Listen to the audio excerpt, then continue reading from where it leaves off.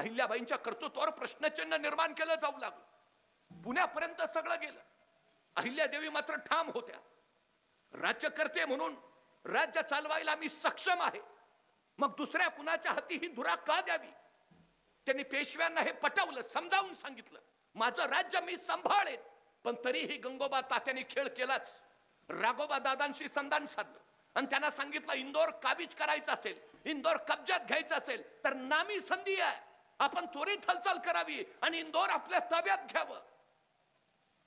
आपल्या सासऱ्याच्या, पतीच्या, पुत्राच्या निधनानं व्याकुळ झालेल्या अहिल्यादेवी त्यांनी माळव्याचे सरसेनापती म्हणून तुकोजी होळकरांची नेमणूक केलेली.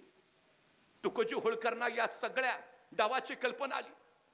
त्यांनी पुण्यश्लोक अहिल्या मातांना सांगितलं, पुण्याहून राघोबा दादा इंदोर काबीज करायला निघालेत. आणि संतापलेल्या अहिल्या देवींनी राघोबा दादांना खरमारीत पत्र पाठवलं, तुम्ही मला बाई समजून जर अबला मानत असाल तर ती तुमची सगळ्यात मोठी चूक आहे.